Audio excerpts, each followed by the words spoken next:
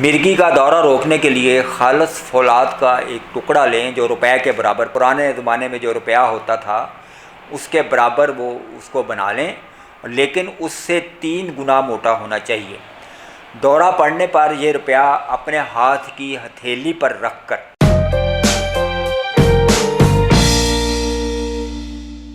बिस्मिल्लाहिर्रहमानिर्रहीम। मोहतरम नाज़रीन, अस्सलाम वालेकुम। मैं आज आपके सामने एक ऐसी वीडियो लेकर आया हूँ जिसके बारे में मुझे बहुत से लोगों ने कमेंट्स में और मुझे बहुत से लोगों ने व्हाट्सएप पे पूछा है, और वो इस मर्ज़ से बहुत ज़्यादा परेशान है। और वाकई ये मर्ज़ बहुत परेशान कुन है, और वो है मिर्गी यानी एपिलेप्सी। सरा भी इसको कहते हैं। ये एक मशहूर असबी मर्ज़ है जो दौरे की सूरत में होता है। मरीज़ चीख मारता है या वैसे ही वो ज़मीन पर गिर जाता है, उसके अफ़ाल हिस्स बातल हो जाते हैं और वो काम करना छोड़ देते हैं और वो अपनी मर्ज़ी से हरकत करते हैं, और बाज़ औक़ात वो उसकी आँखें जो हैं वो ऊपर को चढ़ जाती हैं और मुंह से झाग भी निकलता है और मरीज़ बिल्कुल बेहिस हो जाता है। इस मर्ज़ की माहियत और हकीकत आज तक मालूम नहीं हो सकी। जदीद तहकीक भी ये साबित नहीं कर सकी, ये नहीं बता सकी कि ये मर्ज़ क्यों होता है। तिब यूनानी के मुताबिक इस मर्ज़ का सबब जो है वो गलीज़ अखलात या रिया होते हैं। गैस होती है जो दिमाग के अंदरूनी हिस्सों और असाब में सुद्दा पैदा करके मरीज़ को बेहिस कर देती है। पेट के कीड़े ख़ास तौर पर कद्दू दाने यानी टेप वर्म जो होते हैं वो इसका सबब हो सकते हैं। सर की बीमारियां, चोट लग जाना, गिर के चोट लगना, दांतों का बोसीदा हो जाना, कसरत जमा, शराब नोशी, जोड़ों का दर्द, पागलपन, हिस्टेरिया, हैज़ की यानी मेंसेस की ख़राबी, मुश्तनी की कसरत, टाइफाइड का सही इलाज ना होना, जिगर और तिली में ख़राबी, रंजो गम का गलबा हो जाना मरीज़ पर, दिमागी मेहनत की कसरत करना, मैदे की ख़राबी, ख़ास तौर पर कब्ज़ इस मर्ज़ के अहम असबाब हैं। ये मर्ज़ अमूमन मौरूसी भी होता है। इसका ज़्यादा शिकार बच्चे होते हैं। नौजवान इसमें कम ही मुब्तला होते हैं, लेकिन बचपन से जब बड़े हो जाते हैं, बचपन में अगर ये तकलीफ़ हो तो जवानी में ये ख़ुद ब खुद बग़ैर किसी इलाज के ठीक हो जाती है। आइए देखते हैं इस मर्ज़ की अलामात क्या हैं। कई मरीज़ों को दौरा पड़ने से पहले चक्कर आते हैं, सर में दर्द होता है, आँखों के सामने चिंगारियाँ सी उड़ती नज़र आती हैं, और बाज़ मरीज़ों को डरावनी सूरतें भी दिखाई देती हैं, और कानों में अजीब व गरीब किस्म की आवाज़ें आती हैं। मरीज़ को पता चल जाता है कि उसे दौरा पड़ने वाला है। मगर इसके बरक्स बाज़ मरीज़ों को ऐसी कोई अलामत नहीं होती और वो चीख मार कर ज़मीन पर गिर पड़ते हैं, बेहोश हो जाते हैं, हाथ पांव अकड़ जाते हैं, तशन्नुज हो जाता है, मुंह से झाग निकलता है और ज़ुबान दांतों के नीचे आकर कट जाती है। कुछ देर बाद हाथ पांव में एक झटका सा लगता है, तशन्नुज रफ़ा हो जाता है और मरीज़ खामोशी से पड़ा रहता है और फिर होश में आ जाता है, मगर उसके हवास जो हैं वो बजा नहीं होते और वो डरा डरा और परेशान सा लगता है। जिस्म में थकान, सर में दर्द की शिकायत करता है और बार मरीज़ जो हैं वो पागलों जैसी हरकतें भी करते हैं। मिर्गी का दौरा 2 मिनट से लेकर 15 मिनट तक, और बाज़ औक़ात जो बहुत शदीद किस्म का दौरा होता है वो आधे घंटे तक रहता है।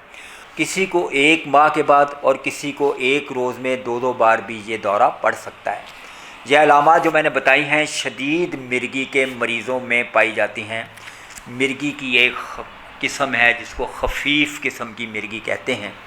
इसमें कभी कभार दौरा पड़ता है और बहुत मामूली होता है। दूसरे लोग जो पास बैठे होते हैं उनको पता भी नहीं चलता। एक लम्हे के लिए चक्कर आता है और दूसरे लम्हे मरीज़ बेहोश हो जाता है, मगर फ़ौरन ही उसे होश आ जाता है। बाज़ औक़ात मरीज़ पर बेहोशी तारी नहीं होती, बल्कि तशन्नुज हो जाता है हल्का सा, और फिर सारे बदन में वो तशन्नुज फैल जाता है और गर्दन तक चला जाता है और मरीज़ 2-3 गहरे गहरे सांस लेकर होश में आ जाता है। अब आते हैं इलाज की तरफ। जब मरीज़ को दौरा पड़े तो उसे हवादार कमरे में आरामदेह बिस्तर पर लटा दें, उसका तकिया ऊंचा कर दें, उसके दांतों के दरमियान, दोनों दांतों के दरमियान रुई की गद्दी या किसी कपड़े की गद्दी बनाकर रख दें ताकि उसकी ज़ुबान कटने ना पाए। तशन्नुज दूर करने के लिए गर्म तेलों की मालिश करें, मसलन रोगने सुर्ख है, रोगने माल कंगनी है या रोगने कुचला वगैरह। मरीज़ को जल्द होश में लाने के लिए उसको कोई नुस्वार जो है वो सूंघाएं जिससे उसको छींक आ जाए। याद रखिए, छींक आने से, दौरे के दौरान छींक आने से मरीज़ को होश आ जाता है।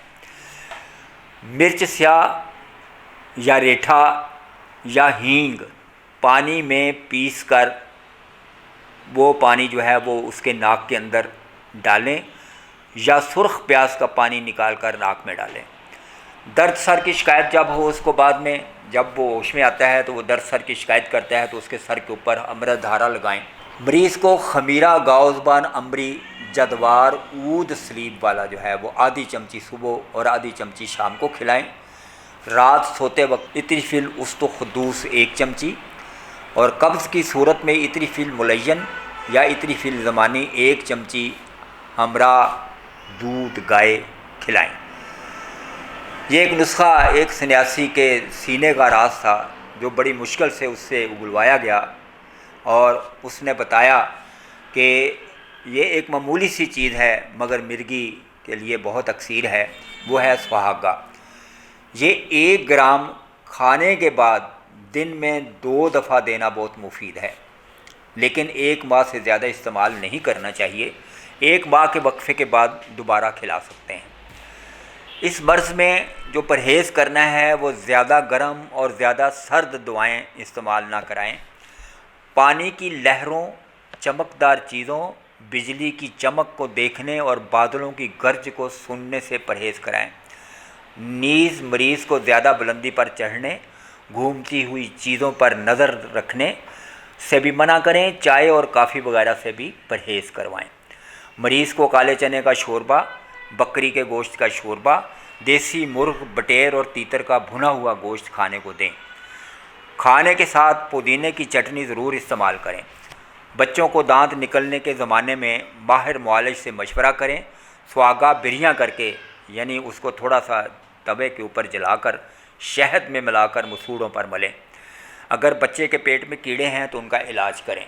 मिर्गी का दौरा रोकने के लिए खालस फौलाद का एक टुकड़ा लें जो रुपए के बराबर, पुराने ज़माने में जो रुपया होता था उसके बराबर वो उसको बना लें, लेकिन उससे 3 गुना मोटा होना चाहिए।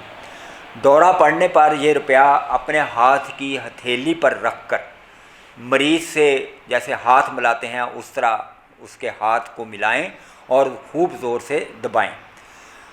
इसको ज़ोर से दबाए रखें। अल्लाह के हुक्म से थोड़ी देर में दौरा ख़त्म हो जाएगा। फिर ये गोलियाँ, ये भी एक सन्यासी की ब्याज से नकल की गई हैं और ये बहुत ही मुफीद हैं। ये बनाकर ये भी रखें और जब मरीज़ का दौरा ख़त्म हो तो उसको वो 1 गोली जो है ना वो खिला दें। वो नुस्खा ये है कि जंगली खरगोश बाज़ार से मिल जाता है, जंगली खरगोश को ज़बह करें और उसके कानों को जड़ समेत उखाड़ लें और उनके बाल साफ़ कर दें। उस कानों के ऊपर से बाल साफ़ करके उन कानों का कीमा बना लें खूब अच्छी तरह। जब कीमा बन जाए तो उसको खरल के अंदर डालकर आपने खरल करना है उसको, ताकि वो मुलायम हो जाए। जब वो अच्छी तरह मुलायम हो जाए तो 1-1 रत्ती की गोली आपने, वो छोटी सी गोली होती है, ये आपने बनानी है और उसके ऊपर आपने चांदी का या सोने का वर्क जो भी आप चाहें चढ़ाकर रख लें। और इस तरह जब उसका दौरा ख़त्म होता है, ये रुपया हाथ में लेकर जब उसका दौरा ख़त्म हो तो उसको 1 गोली खिला दें और उसी टाइम 1 महीने के बाद, अगर आपने 3 बजे खिलाई है तो उसी तरह आपने 1 महीने के बाद उसको दोबारा वो गोली खिला देनी है और फिर तीसरे महीने दोबारा खिला देनी है। इंशाल्लाह इसके बाद कभी मरीज़ को दौरा नहीं पड़ेगा। तो ये थी मेरी आज की वीडियो। अगर आपने मेरे चैनल को सब्सक्राइब नहीं किया तो मेरे चैनल को सब्सक्राइब करें और कमेंट्स में अपनी राय दें। इंशाल्लाह अगली वीडियो में आपसे फिर मुलाकात होगी। इजाज़त दीजिए। अल्लाह हाफ़िज़।